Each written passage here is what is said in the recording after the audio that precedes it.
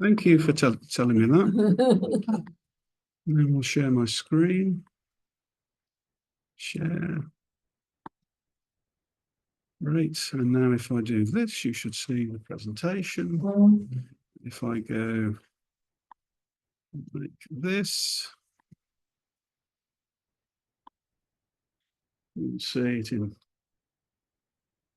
There we go. And if I do this, the recording will have exactly the same on it as you see on there. Right, well, thank you very much, ladies and gentlemen, for turning up to listen to my presentation part 2 with a little bit of added extra research. I don't think all of you are at the first presentation, so you won't notice that I've reused a few of the same slides. So that'll be all right, I'll escape with that. I want to talk about South Cambridgeshire, basically between 1600 and 1625. Okay, so primarily that's the last 3 years of Elizabeth I's reign and the entire reign of James I in that period.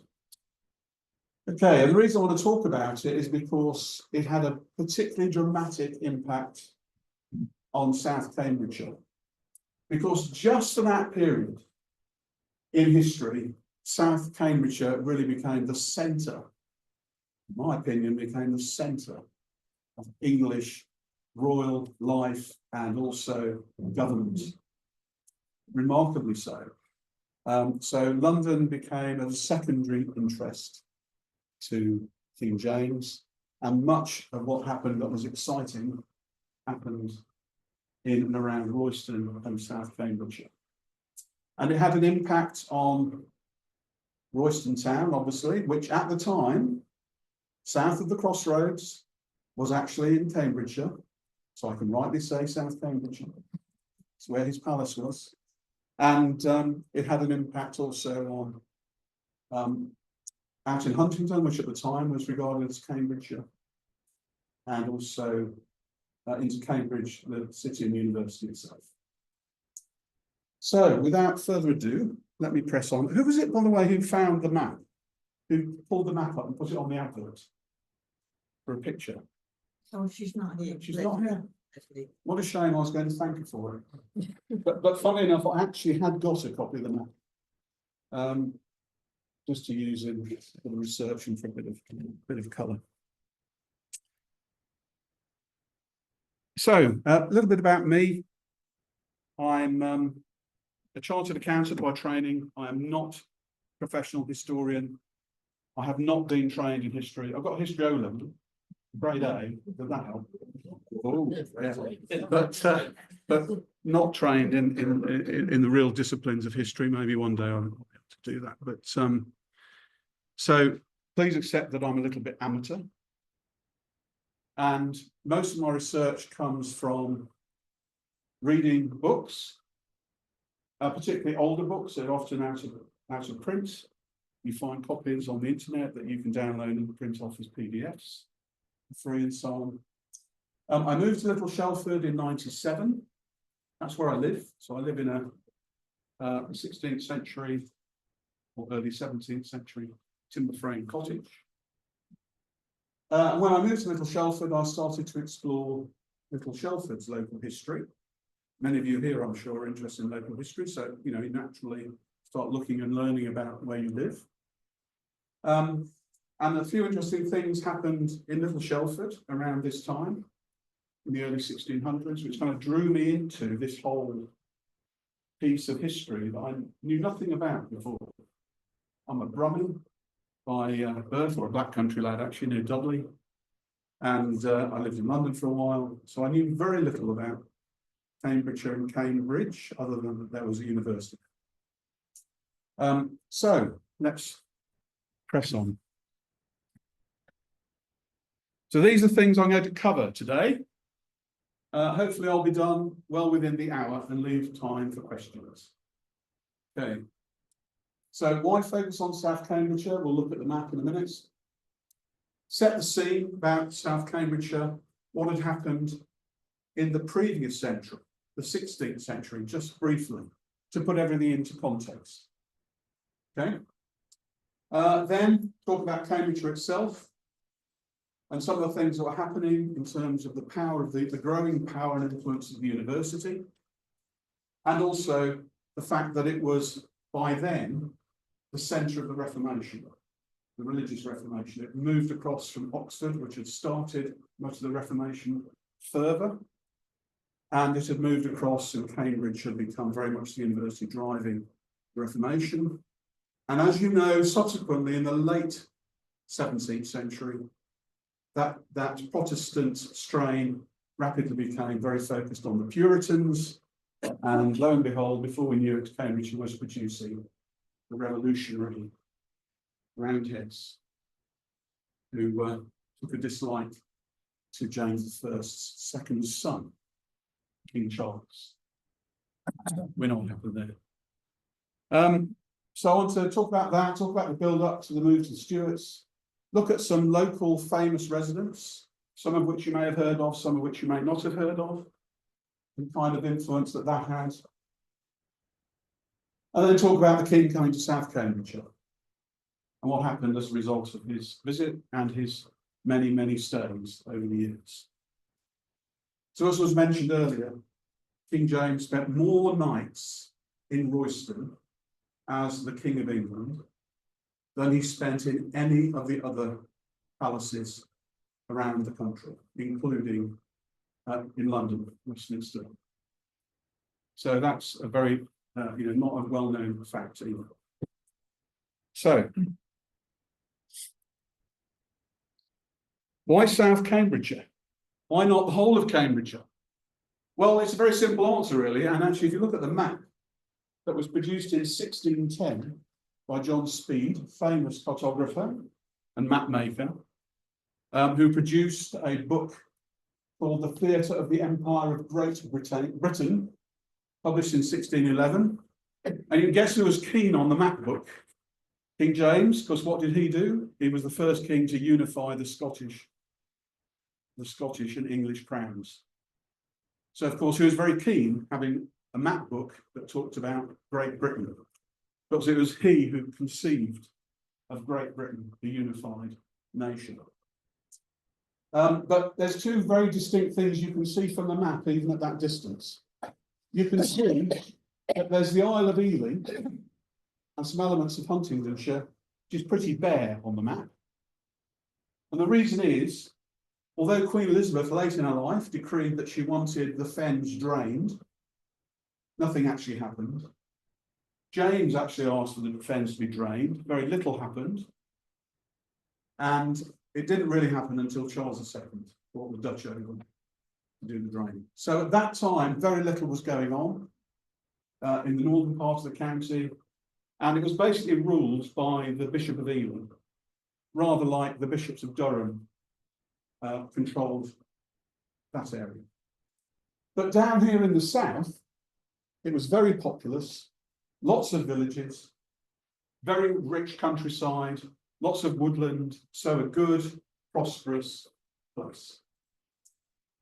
So even before we got to the 17th century, there was a lot of stuff going on. Okay, so that's why the focus is on South Cambridgeshire. We'll come across John Speed later, because not only did he draw these maps, but also he actually found fame in drawing maps of the land of Canaan and so on, which called his attention to Elizabeth I and then to King James, who commissioned him to put maps into the King James Bible. So there's an interesting connection there with Mr. Speed. So let's just set the scene. Here we are, the motley crew of TV fame, the Tudors. Okay, so you've got all of them up there. You've got Henry VII, Henry VIII, Edward VI. There, do you know who this is? In the news recently, newly discovered picture. Lady Jane Grey, absolutely. Queen for 9 days. Who's this? Miserable looking person. Queen Mary, known by some as Bloody Mary, by others a hero. But anyway, and then of course, eventually Elizabeth I, the Virgin Queen. And they reigned basically from 1485 to 1603. So that dynasty only lasted just over 100 years, really, but blimey, they got through a few kings and queens in the process. And of course, the problem during that century is this huge turmoil. Henry VII takes the throne by winning a battle. And then we get into the whole Richard III, you know, debate, and was Richard a good king? And Henry VII, with Shakespeare and everything else, conspired to make the Tudors sound wonderful. I'm not going to explore that today. But during this time, and the dissolution of the monasteries, which of course affected Ely and affected some of the other religious orders in Cambridgeshire. While this was going on, the university was already developing as a hub of reformist ideas. And in fact, I don't think it exists anymore, because if it was, I'd have drunk there. The Wise Horse Inn in Cambridge was nicknamed Little Germany. It was a notable meeting place for scholars and reformers like Hugh Latimer, Thomas Bilney, and Robert Barnes. And they used to meet also in St Edward's, the church next to the theatre, which was renowned as a church very much pushing the reformist Protestant message. So they'd set off on this journey to Protestantism under Henry VIII, who obviously didn't do it particularly for religious reasons, more to do with the fact he had carnal lust, which he couldn't control, which is fair enough. Edward VI arrived, and he'd been tutored by a real reformist, a real Protestant, so was very vehemently Protestant. Set up the school I went to, and many King Edward VI schools around the country, grammar schools often. He set them up, of course, because they closed down all the monasteries, and the monasteries used to run the schools. So he set up loads of schools because he wanted schools that would teach the reformist Protestant message. Then Lady Jane Grey, brief appearance before she was had her head severed, and on to Mary, and on to Queen Elizabeth. And all this turmoil was reflected in what was going on in Cambridgeshire. So this chap, Edwin Sandys, was the Vice-Chancellor of Cambridge at the time of the death of Edward VI. He backed Lady Jane Grey, which turned out not to be a good idea. And he even preached a sermon in her favour, which he subsequently regretted. The Duke of Northumberland, who was trying to get Lady Jane Grey made Queen, turned up in Cambridge with his army, trying to catch Mary, who was on the run. Does anybody know? Oh, you can probably see it on the screen. Where did Mary hide on her rush to East Anglia, to Framlingham? Sawston Hall, exactly, and I'll come back to that in a bit. So all sorts of calamities were going on. The university was in turmoil, local families were in turmoil, depending on their loyalty in terms of Protestant or Catholic. And then, slowly but surely, Elizabeth came to the throne. And although there were lots of turmoils, like the Armada, internal wars and battles, not really wars, but internal revolts and battles, always constantly worrying about a Catholic threat, the threat of Spain. Things slowly but surely calmed down somewhat and became more stable. But this was all turmoil across the country and particularly in Cambridgeshire. So let's look at some of the notable people and activities in Cambridgeshire in the early 1600s, early 17th century. So as I said, well, that's not brilliantly focused. But anyway, let me just talk you through that. As I've said already, the university was very much shifting towards the reformist religion and Protestantism. And as the university became stronger, for example, in 1604, it was given the right to return members to Parliament. and in 1605 was given a new royal charter. So the university was strengthened. Who was king in 1604? James I. He'd not been enthroned, but he was keen to strengthen the whole Protestant agenda, particularly at the university.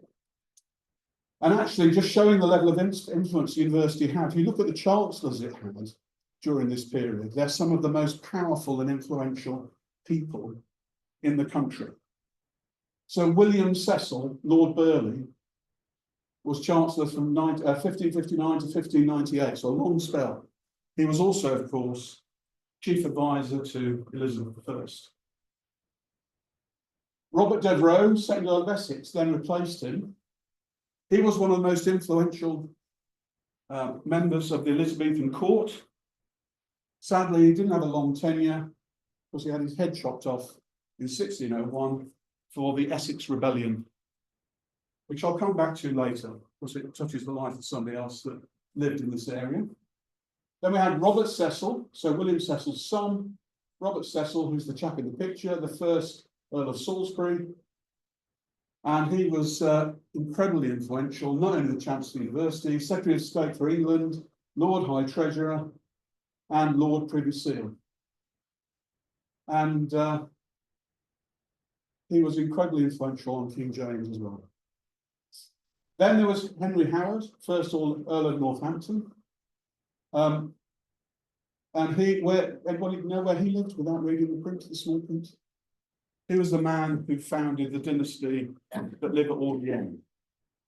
So I can't push the map out far enough to claim that Audley End is in Cambridgeshire, but at least it's in very close proximity. And then Thomas Howard, the first Earl of Suffolk, who was also very, very influential, was Chancellor 1640 to 1626, was Lord High Chamberlain and Lord High Treasurer as well. And he, of course, was the son of Henry Howard, so he also lived in Audley End. So Audley End also totally boundary stretched a little bit further. We can also claim that was part of the whole picture. So the university growing in power and influence with very powerful chancellors. So what about other families in the area? Well, one family that found themselves in a very difficult predicament as we moved from Elizabeth to James was the family of the Huddlestones, who lived in Sawston Manor or Sawston Hall. Okay? I don't know whether you ever had a presentation about the Huddleston family. We had a talk about Sawston Hall. About Sawston Hall, okay. Really interesting. But, of course, the important thing to note is this first bullet. They were devout Catholics. And they played a key role in preserving the Catholic faith in this part of Cambridgeshire and obviously in the environs of Sawston in their time. And this was a time, of course, when the powerful local lord would have a significant influence on his retainers and serfs or villeins, whatever you call them at that time, who worked around. So there was a very strong Catholic presence in Sawston. And you'll know from the previous talk then about the priest holes that were created in the times of Elizabeth to allow priests to continue living there so they could practice in the chapel, the Catholic rites, etc. And during Elizabeth's reign, she was reasonably tolerant. She didn't really want wars. She was a Protestant, but as you know, with things like the Book of Common Prayer, she kind of wanted a reconciled version. So the Puritans didn't want the sign on the forehead of the baptism. They didn't think that was good. They didn't want vestments worn. They didn't think that was good. But actually, she preserved all of that, which was seen by the Puritans as more Catholic natured. But anyway, the trouble is, late in her reign, there was the Essex Rebellion. There were also various other plots by Catholics, and of course, she also beheaded James I's mother, Mary Queen of Scots, because of conspiracies against Elizabeth and the English crown. So actually, the last 10 or so years of Elizabeth's life, there became much more significant crackdowns on Catholic rights and those who were practicing the Catholic religion. And in fact, this guy, John Rigby, worked for the Huddleston family at Sawston Hall. And in 1600, so right at the start of the period we're talking about, he was summoned to court to an answer on behalf of his employer's daughter, Frances, that we think you're conducting Catholic rites in Sawston Hall. That is against the law. That is treason. What are you going to do about it? And he just confessed to being a Catholic. So he was tortured and executed, undrawn and quartered in Southwark on the 21st of June, 1600. He became a saint. He became one of the 40 Catholic martyrs of England as a result. So just imagine all this craziness going on in the environment here. So that family impacted by this swing from one side of faith, the Catholic Christian faith, the Protestant Christian faith. But of course they survived. They probably went very quiet after that whole experience, and when King James arrived, used their priest holes, but kept their heads down. And survived for many years. I think they finally moved out of Sawston Hall probably in the 80s or something, 70s or 80s. So anyway, other notable residents at the beginning of the 17th century. Very few people know about this man. He was the richest man in England at the end of Elizabeth's reign. And he was called Pallavicino. So he was actually Italian by birth, weren't born in Genoa. And he died in 1600 at Babraham Hall. So he lived just down the road in Babraham, right? He financed a ship in the Armada to buy favour with Elizabeth and the other courtiers. But because he wasn't a naturalised Englishman, he couldn't captain the ship. All the other notable lords who funded a ship were also captains of those ships. He couldn't captain it because he wasn't an Englishman. But in recognition, he did actually get naturalised, and he was recognised finally as being an Englishman and given a knighthood by Elizabeth I late in her reign. And not surprising, he got naturalised and knighted because he spent most of his time lending money to finance Queen Elizabeth and her rule. So he was the money man. He got Babraham Hall in 1589, was one of the largest landowners, richest men in the country, and in the late 1590s, another local impact, he acquired Little Shelford Manor House. Okay, so that's when I started my journey and trying to learn all about this stuff. And he gave it, or he bought it for his son Toby, and Toby rebuilt it in the grand Italian style. And this has an impact on one of the later characters that we meet. Also, his wife, well, she has a role to play as well. And I'll come back to that in a moment. But this very influential family, very affluent family, living just down the road in Babraham. You can imagine all these other great dukes and knights at the university in Audley and subsequently in Royston. He and his family are in the hub of all that's going on. Oh, wrong way. Oh, that, yeah, next one. The Cromwell family at Hitchingbrook. Another influential local family, although this man's a bit of a spendthrift. But he lived through Elizabeth's reign and into James's and beyond, into Charles I's reign and beyond. He was an MP. He was an uncle to Oliver Cromwell, the Oliver Cromwell. And notice he was I think it says down later down, he was a spendthrift. He loved having parties. He spent huge amounts of money, but he had an eye to an opportunity. So when Pavlicino died and left all his money in his will to his wife, he also said in his will, you don't get the money if you marry within a year to another man. So the day after that, so 366 days later, she married Sir Oliver Cromwell, who was in enormous debt, and this bailed him out. Okay, not only that, but he also managed to marry off his kids to her kids.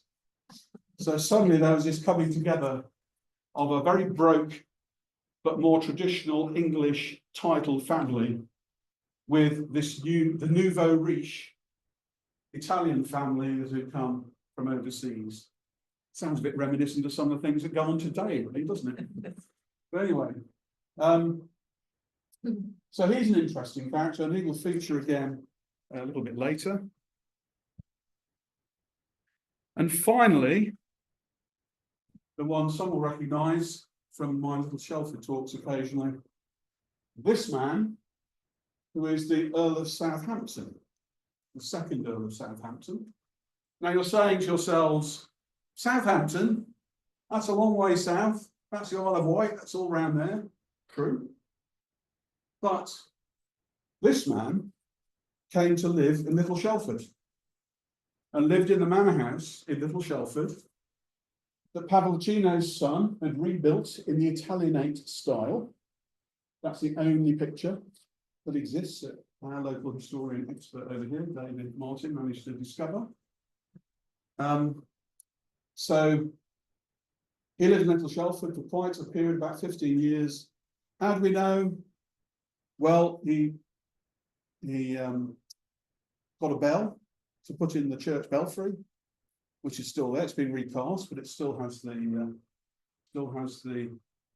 engraving on it, saying this bell was given by Henry Worthesley, who is the second Earl of Southampton.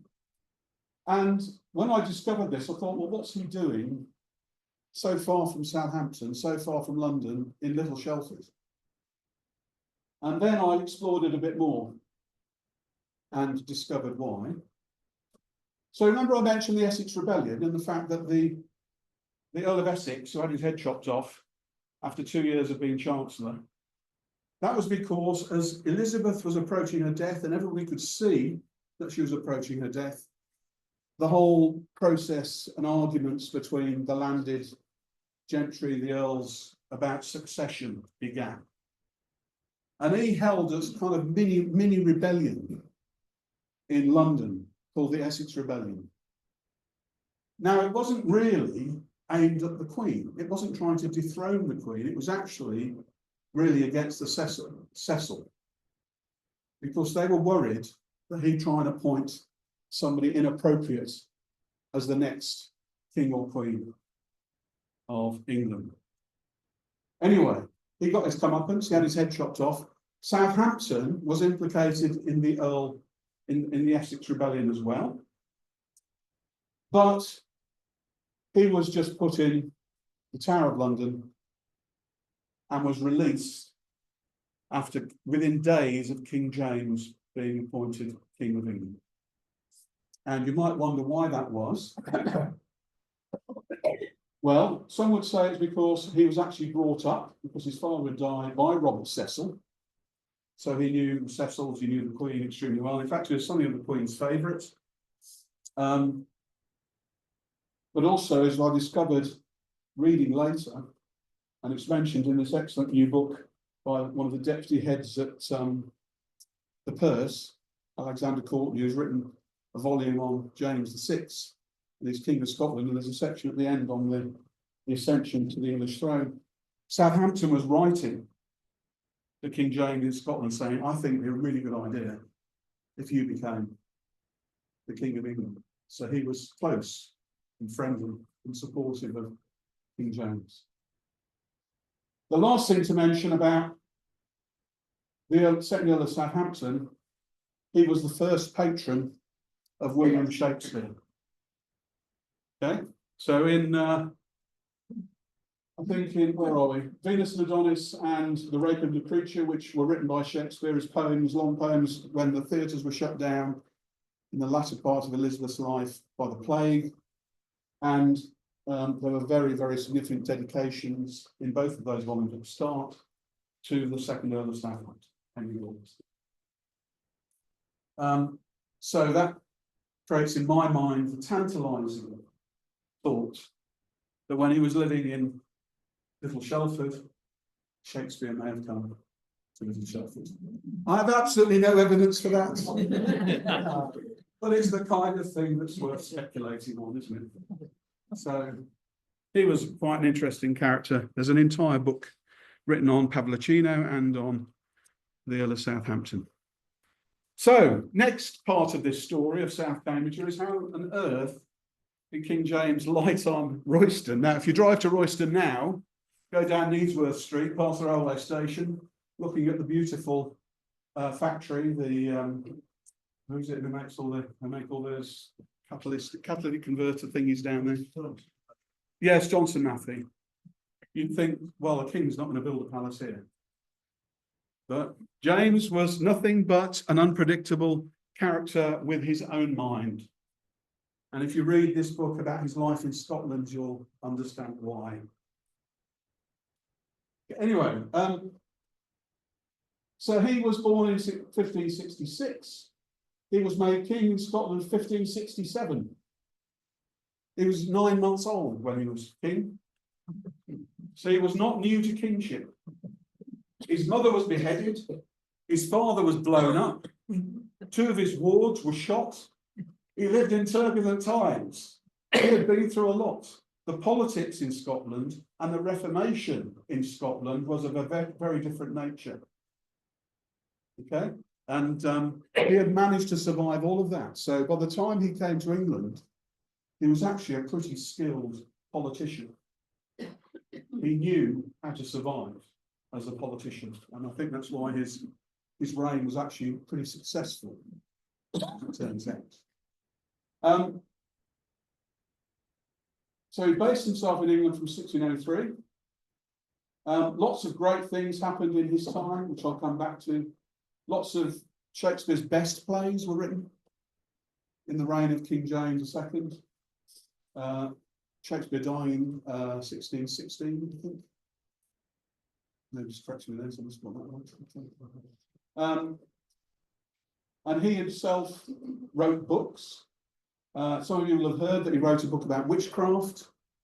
Seems to be a bit of a topic with him. He wrote books on kingship. I even discovered, it's not on there, but I even discovered doing some of this research, he wrote a book specifically for Lancashire on what you can do in the way of hunting on a Sunday, which is really odd.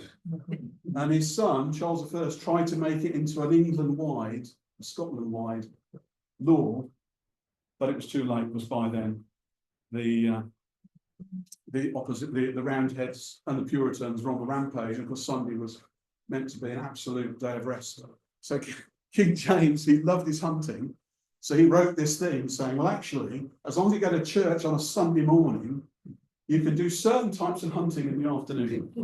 Okay, but only certain types of hunting, particularly hare, of course. You like hare, of course. So, an overall interesting character. So, a scholar, very informal, and for those who like to be scandalised, he clearly was bisexual. He married Anne of Denmark. They knocked out 7 kids. 3 of them survived into adulthood, but he had a whole succession in Scotland and in England of male friends. I won't go into it any more than that, but I'm pretty convinced from reading the material that he was bisexual. We don't know whether that was a particularly weird thing in the 17th century, because in those days they probably didn't recognise it even existed. It was just an affection. Anyway, I'm not going to go any further on that. Okay, so I'll get cancelled or something. So we talked about his accession, sorry. So there were some other contenders when Elizabeth I was dying. Lady Catherine Grey, Arabella Stewart and Margaret Clifford. They're all on this tree that was published after James had acceded and had got his 3 living adult kids in the line as well. So they're all mentioned on there. But King James was the most directly related to Henry VII. Okay, so he could claim a direct line of descent, which is why he was the preferred candidate. He was also preferred because, despite marrying what people thought was a Catholic princess from Denmark, although no one could ever prove that she was a Catholic, okay, there were suspicions that she was, he was out and out a Protestant. Because in Scotland he had had to contend with the Presbyterians and an even more aggressive form of Protestantism. Okay? So he was out and out a Protestant. So they liked that idea. And Cecil was writing to him before the Queen died, very dangerous, writing to a potential successor when the existing Queen is alive is treason. Southampton writing to King James saying, I'd support you if you were going to become king. While Elizabeth was alive, that was treason.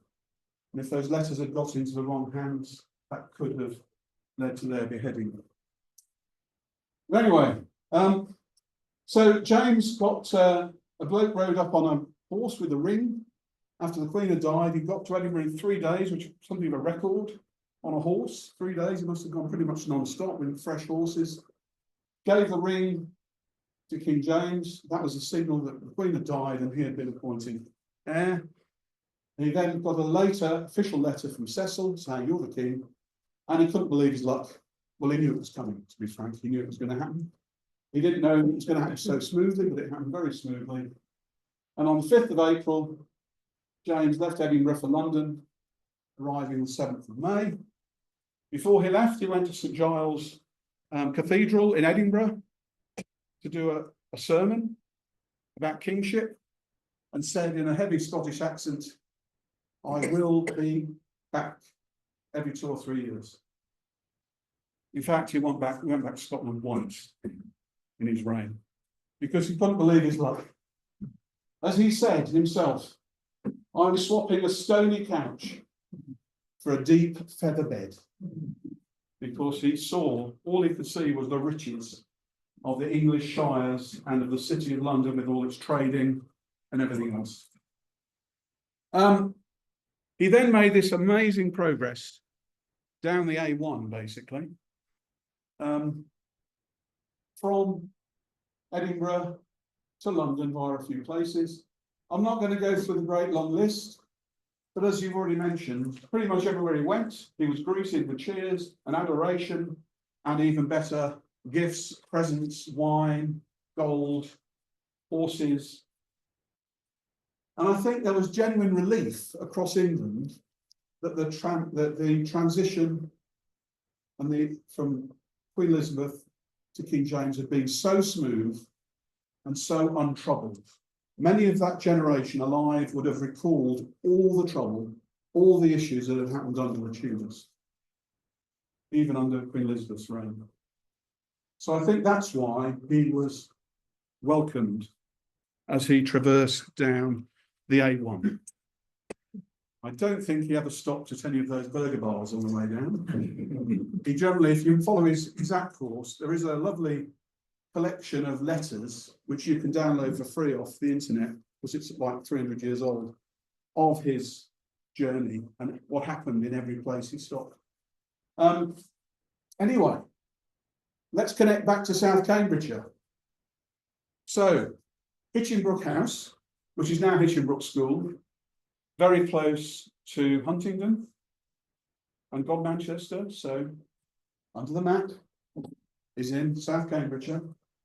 Okay, who should greet him in a most celebratory style?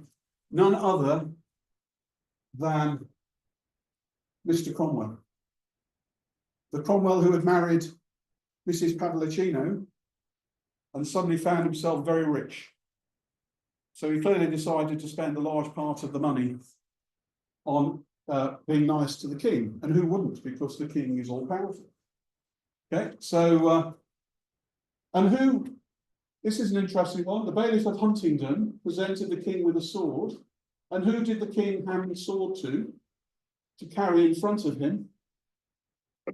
The newly released Earl of Southampton. So all these things suddenly come together and you begin to realise just how many connections there were between these key people.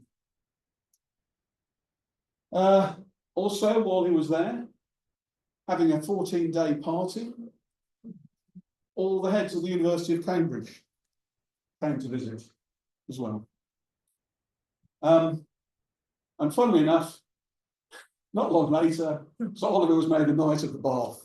Because if you could afford to spend 14 days, spend the money for 14 days partying, you got your just rewards. And then on the 29th of April, the king left for Royston.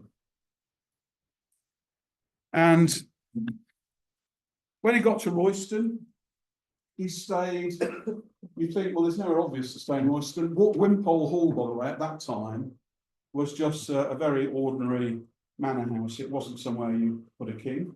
It was not until the middle of the 17th century that family found good fortune and built the heart of Wimpole Hall. But he stayed in Master Chester's house, which we think was the priory at Royston. So just outside Royston, in fact, near Barkway, because it was formerly the priory. And that is what the house looked like, so much grander place for a king to stay. Funnily enough, Robert Chester was knighted at Whitehall in July. Another one who'd been nice to the king on his way down, got a knighthood. And eventually he left, went to Theobald's, which was the house of Sir Robert Cecil, who he'd have met at Hitchinbrook, because all the heads of the university, including the Chancellor, came to see the king. So again, contacts within contacts, arrived in London on the 7th of May.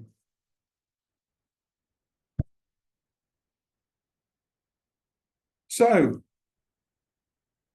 very strange that on his journeys down, he did stop and do hunting exercises in various of the places he stopped. But the place he liked most, where he did some hunting, was Royston. You can imagine with Thurfield Heath and all the other heathland around there that was then uncultivated, it would have been nice and undulating rather than steep hills, you know, undulating. Some of it's quite flat, quite rich farmland. And in fact, John Layer, who was a 17th century local historian, lived in Shelford. There's his book, an antiquarian document pulling together a lot of his history, because unfortunately the whole book was lost and we've only been able to find parts of it. But he pointed out that in 1604, we see that the king goes back to Royston, 21st of September, with his hunting crew. So he remembered how good the hunting was in Royston and came back from London to hunt. And they started looking for a house. They bought 2 pubs, converted it into the first attempt at the Royal Palace. So it would have then been called a hunting lodge. And of course, it's very close to the university. It was near Theobald's, which was where Cecil lived, and he liked Theobald's too. It was near Hitchbrook, where he had this 14-day party. So he was right in the centre of all this stuff that was going on. You know, Theobald's is down in down the A10. Cheshunt. Yes, Cheshunt. That's exactly. I used to live near there. I should remember that. So he lighted on Royston as the place he liked most. It's pretty clear reading about his character. He loved hunting, he loved studying, he loved art, he loved theatre, he loved debate, he hated frumpishness and formality. So going down to the Royal Court in London, having to wear his ermines, he would have hated. He would much rather be in Royston in his country togs, charging around on a horse, killing animals. What he used to do in those days.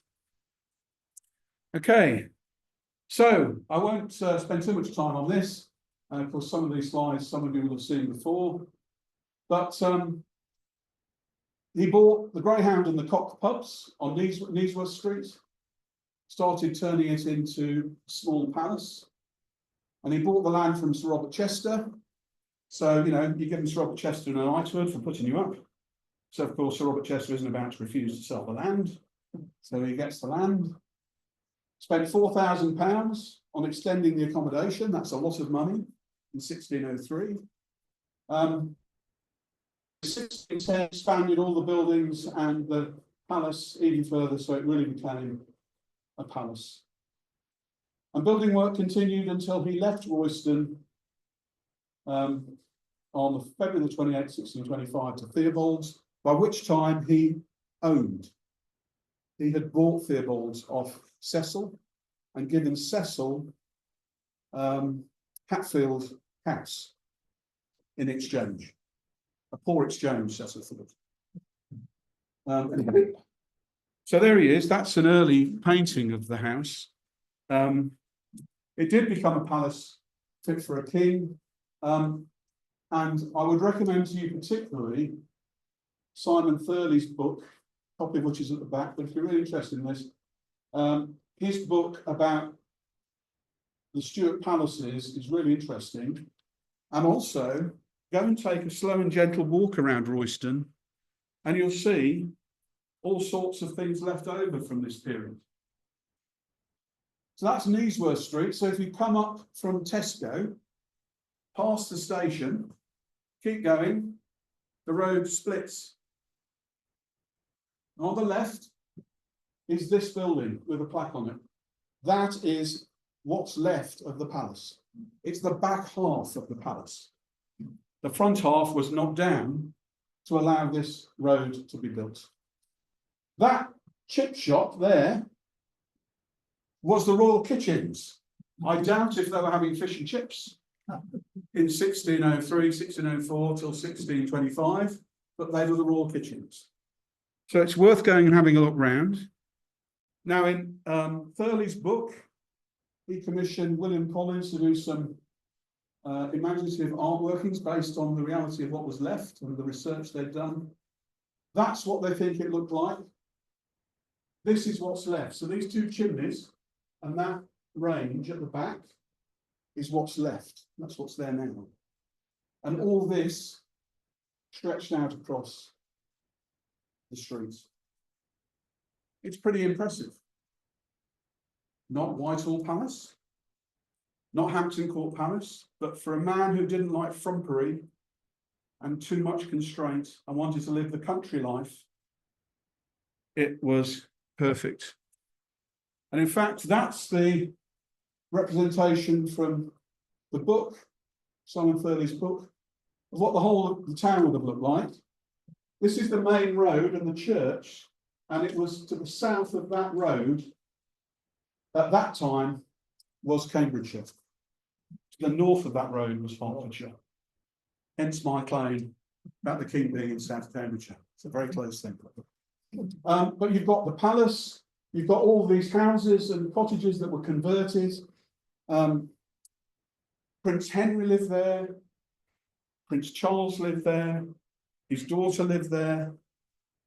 Sadly, his eldest son, Prince Henry, died when he was quite young, and he was a very different character to Charles I. So there's, you know, people say our whole history could have taken a completely different course if Henry had survived to become the king rather than Charles I. But that's another story. The gardens, the kitchens, the stables, dogs, places to keep the hunting hounds. Amazing. Go and have a walk around it. These are the buildings that still exist in one shape or another from the original, from the time of the Royal Palace. You never knew Royston could be so exciting. So there's the blue plaque for the palace. There's the blue plaque for the King's Buttery.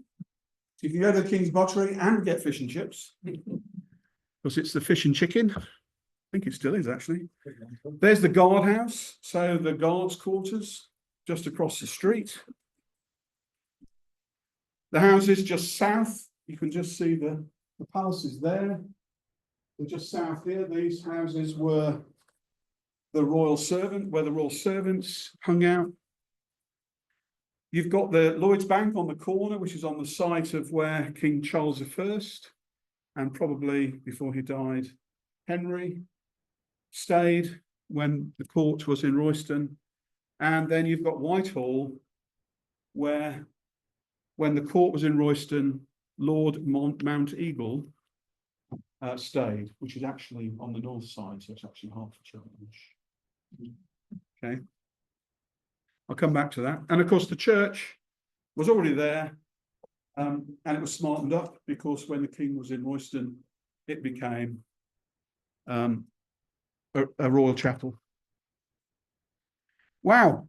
So he's turned up. The university is thriving, full of Protestants and more slightly right-leaning. Sorry, not right-leaning, that's not the right expression. More roundhead leaning Protestants. So what's going on with the locals? Well, to put it mildly, they're not amused. The king turns up. Of course, he doesn't travel with an overnight bag and a couple of friends. He travels with his entourage, 30 or 40 people at least. So as it said, it was full of courtiers, ministers, diplomats, huntsmen, placemen. There are letters written by the Spanish ambassador, letters written by the French ambassador when they were staying in Royston, writing about what the king was up to and decisions and discussions they were having. So there's plenty of records of his time there. He only travelled with 40. I suppose that's quite light compared with Queen Elizabeth. I think she travelled with about 150. How they all fitted into the houses where she stayed, as she made her progresses, I don't know. He appointed a man to be master of the harriers, so a man to look after all the birds, the hunting birds. He appointed 4 huntsmen, gave them liveries. He gave a man to be in charge of the king's horses. He appointed a keeper of the game, and because he didn't want all these pesky locals taking his hares and the other deer and everything else he wanted to hunt, he put a 14-mile exclusion zone, 7 miles in each direction, around Royston, and said, don't catch anything in that area because that would be a crime. The king has first pickings of the fattest hares. So here we are. This is exactly what we said. That for the prince, in the order that he gave, it was to preserve for hares, rabbits, partridges, dotterel, bustards, and plovers, and all kinds of wild fowls. And the occupants of arable land are not to plough it, because ploughed fields are not very good for charging across on horses when you're hunting. This was having quite a big impact on the locals. They were probably not best pleased. So they were not amused. And there's a very funny story about this, which I think is worth repeating because it is quite funny. So the locals couldn't get near the king. You can imagine, it's a bit like Trump arriving for his royal visit whenever he comes for his next visit. You know, none of us will get anywhere near him. You know, we'll all be kept well away. Well, it's the same sort of thing when the king was in Royston. But the locals were getting very angry about it. So during one hunt, a group of locals came up with a plan to get the king's attention. So they tracked his favourite hunting dog called Jowler. Okay, big hunting dog called Jowler, a bit like a lurcher, I suspect. The Jowler went missing, and the king was a bit perturbed. Jowler's gone. Where's Jowler? Will he come back? What's happened to him? Anyway, the next day, Jowler appeared, but he had a long message, a scroll attached to his neck. And when they took the scroll out and read it, it said, "Good Mr. Jowler, we pray you speak to the king, for he hears you every day and he does not hear us. Ask that his majesty be pleased to go back to London, or else this countryside will be undone. All our provisions are used up already, and we're not able to entertain him any longer." James wasn't bothered in the slightest.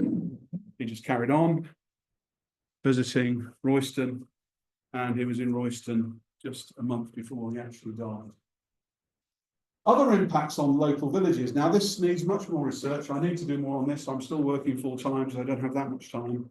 But I've started this process of looking at all the villages around South Cambridgeshire, and were there impacts on them from the fact that this gravity of the state had moved to Royston? Well, it had started impacting them. So, for example, you go and look at Harston, you discover that Harston Church had three very interesting vicars during the reign of James I, when he was in Royston most of the time. They had two Scottish ministers. Now, that wouldn't be normal at all. Most churches in Cambridgeshire, particularly South Cambridgeshire, simply received students from the university who were studying theology. So if you look at about this time, if you look at your local church and the vicars and ministers and rectors, you'll find that many of them came from the university. Didn't necessarily stay that long, they moved on to other positions. But in Harston, James Wedderburn, Scotsman, arrived, and he actually went on to be a very great friend of Archbishop Laud, who I'll talk about in a minute, and he went on to complete the Scottish version of the Book of Common Prayer. So quite an influential Scottish minister. And Walter Balkenthal, born in Edinburgh, but stayed and went to Harston, and after Harston he was at Waterbeach, so not very far away for most of his tenure. And these ministers were in Harston because Harston is a couple of hours horse ride, if that, from Royston and Cambridge. Cambridge, the seat of the Reformation, Royston, the seat of the King, who was incredibly interested in what was going on with the Reformation side. The vicar prior to that was Matthew Wren. He wasn't Scottish, but what I noticed was that in 1621 he was appointed to chaplain to Prince Charles. So it's pretty obvious that he also was meeting up with King James. And if you read about King James's sojourn in Royston, if he wasn't hunting, he was having debates with clergy and with intellectuals from the university. They used to come down, there must have been just a constant stream of folks up and down the A10, debating with him, arguing with him, and so on.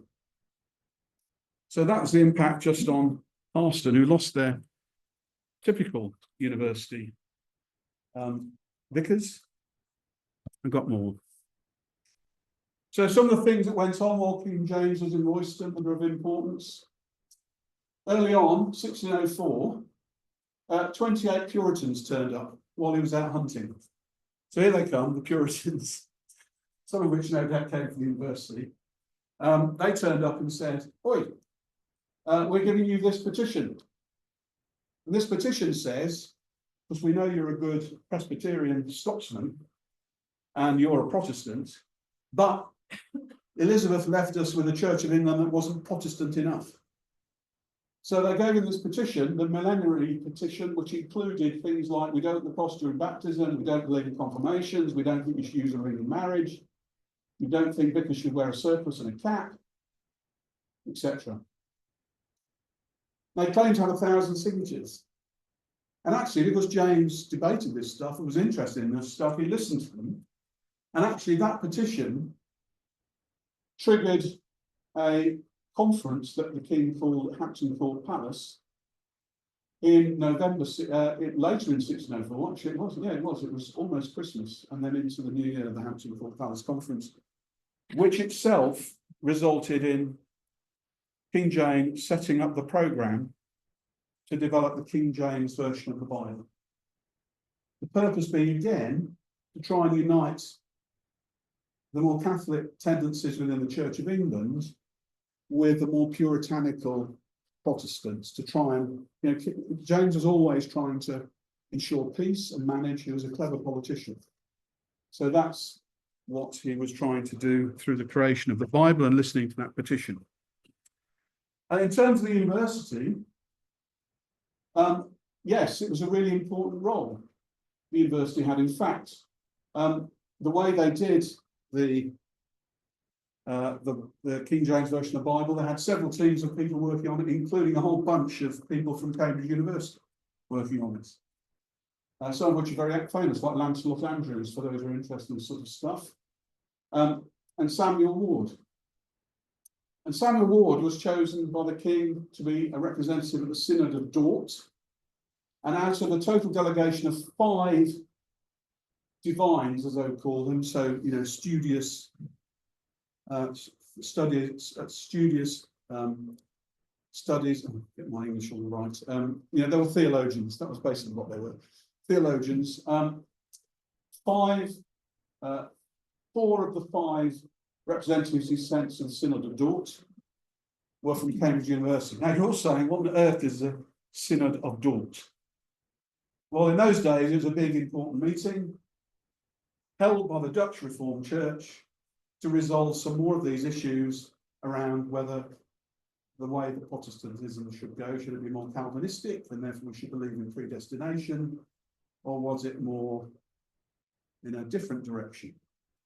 And the king sent a delegation to help influence that. What else happened while he was in Royston? Prince Charles and the Elector Palatine visited the university in 1613. 1615, the king made his first formal visit to Cambridge. And it was as famous and as celebrated as when Elizabeth visited in 1564. There was lots of lavish hospitality, plays. Highlight of the visit being George Ruggles' comedy, Ignoramus, which James enjoyed so much that he came back 3 months later to see it performed again. And in 1624, I can see what I was saying. In 1624, the ratification of the marriage treaty between Charles, Prince of Wales, and Henrietta Maria of France was signed. So the university was involved in many different aspects of King James's reign and many of these interesting events that happened while he was in Royston, and the university was continuing on this journey of establishing Protestantism. Now, there's another good book to read for those who are keen. This History of Cambridge is an interesting one. I noticed here that on the king's first visit to the university, he wrote afterwards, this is what you should do when you go to the university and you're a king. Pray at King's, dine at Trinity, study and sleep at Jesus. Yeah, that's fine. And then the final note, stools at Magdalen. I think you know what stools mean. I don't need to explain that one. So that was an interesting observation you made. So let's press on. Time is pressing on. I do have a habit of going on, so I love my subject. Right. So I mentioned the role that the university had in creating the King James Version of the Bible, and the fact that John Speed was also contributing to that first edition because he had got to know King James I. He was admired by King James I, so he contributed through maps and through drawings that went into the first edition of the King James Bible. So again, all these things are interconnected. Then lots of other things happened while he was in Royston. Probably the most important, the most famous, was, you remember I said that chap Mount Eagle lived in a house on the northern side of Royston. Well, when he was in his London house, he got the famous letter tipping him off about the gunpowder plot. Yeah? And Charles was in Royston at the time, and the letter was brought to Charles in Royston, and it was in Royston that he decided that the interpretation was that there was going to be a bomb attack on the Houses of Parliament. And the man who was Chancellor of the University at the time was also the man who went and searched the Houses of Parliament. So some really interesting connections. He arranged to marry off some of his kids. One of his favourites, Earl of Somerset. So when we use favourites in the sense I might have implied earlier, the Earl of Somerset, one of his famous favourites, was also implicated in murder. But of course, if you're a favourite of the king who commits a murder, you generally get away with it. So he was all right.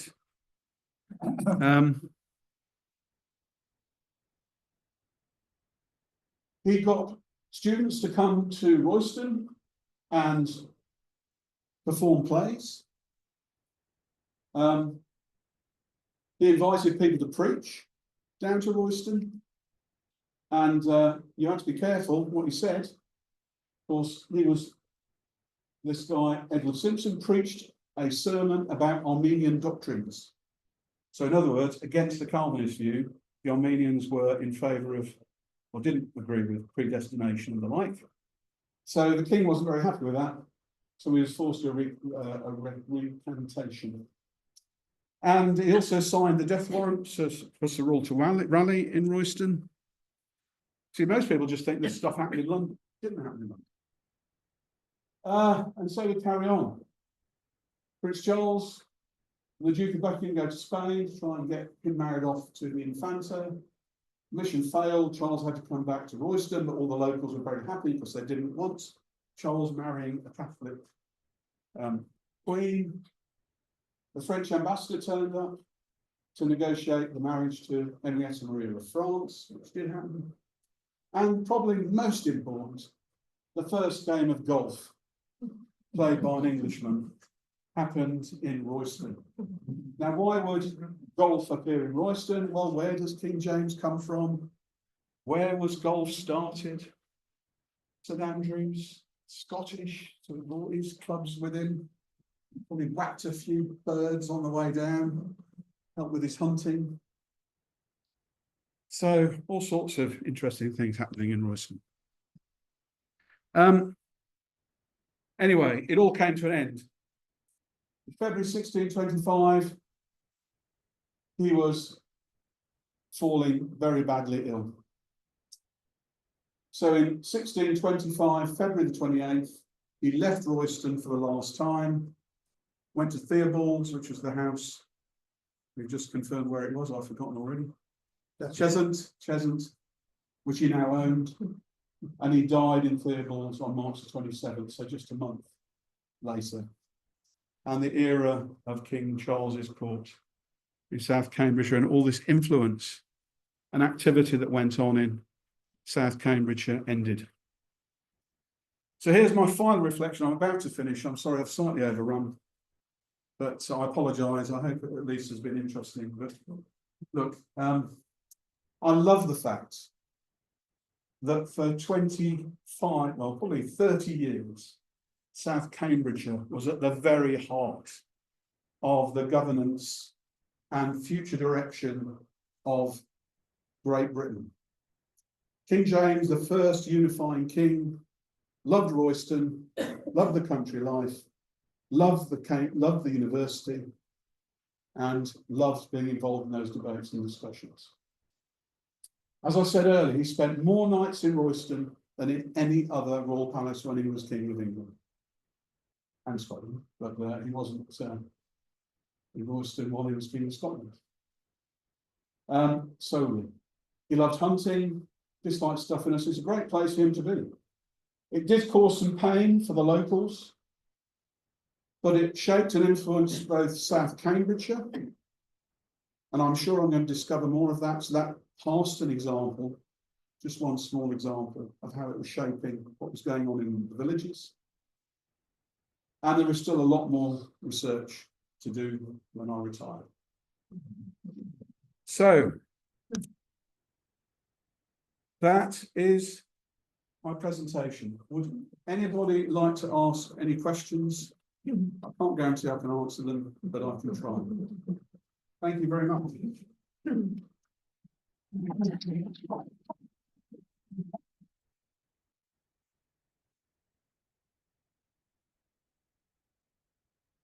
Jane, you had your hand up. I'm always been interested in the fact that voice sounds as though it's things. Yes, it was, and it's Royston on this map of 1610, and he had alighted in there. But actually, I believe it's to do with that stone that stands at the junction in the heart of Royston. There's a big stone, and I think it's something like the Rose Stone or something like that. They think the original name of Royston. Because remember, Royston is on the Icknield Way.